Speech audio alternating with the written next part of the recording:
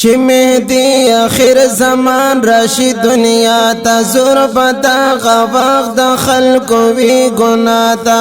د قیامت بخار غټي علامه شد کتاب نه دا خبره کوم تا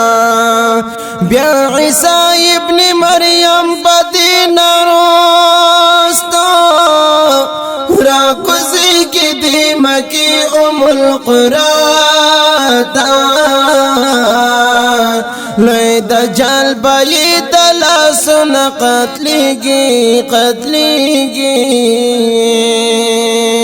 داسی تورخت ورگانی دا عیساتا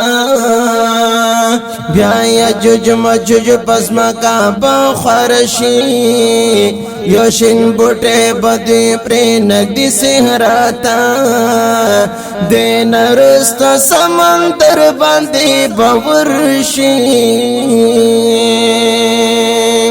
گوٹو پاپا دی کی پاتے نشی چانتا پیدا شوی زناور دابت الارض د جیحن نخد رویست دی صفاتا دی خبر بکوی پا عربی کی یواش باکی بدی زیٹولی دنیا تمامی جہان بابیا پلڑ زیدوشی زلزلے براشی سخت بوی زیادہ سرا بدنا باپا خلقو باندی لگی سوک آواز بنا کوي غنی مولا تا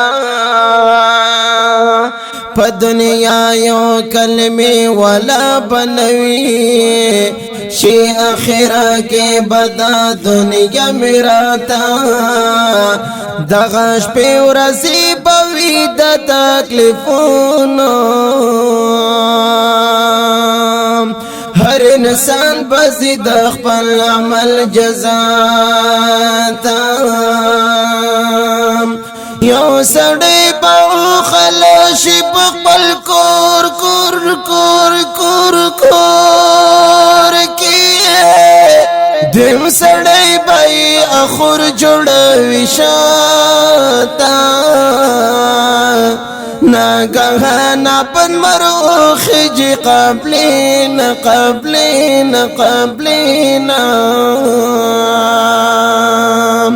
دا تو بھی دروازہ بند بشی ہر چانتا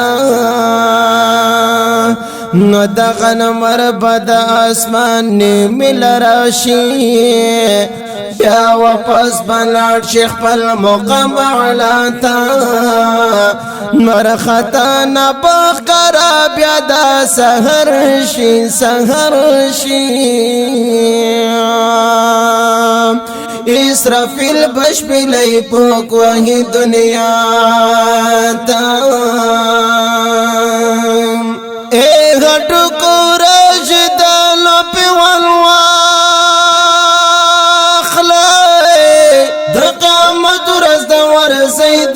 درکاتا میدان گرم بوین ور بنی زورشی ہر سڑی بگوری عرش معلاتا پاکلا بدا ڈوڑی پشان دزماکا پخپل لاس کے اڑی رڑوی و غباتا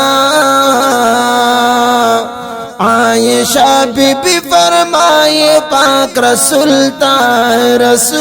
کنا خلق بچرتوی دہال اوائی ماتا پاک رسول ورطا ویل دنگی پتراز دا جبرائیل امیر خبر کړم دا حالات پټول پولیس رات باندې ولاړوي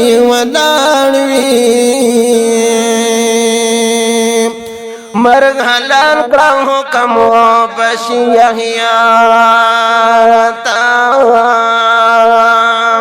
پکو سر بولان سروری علموی دا انعام ورکړل خدای نبی زیباتا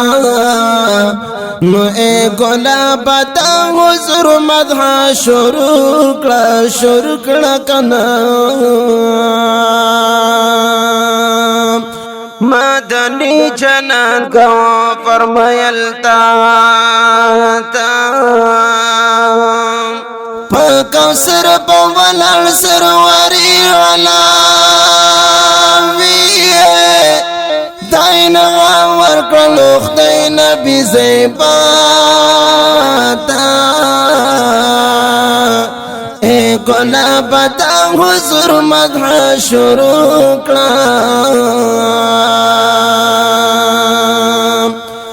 مدنی جنان کو فرمایل تا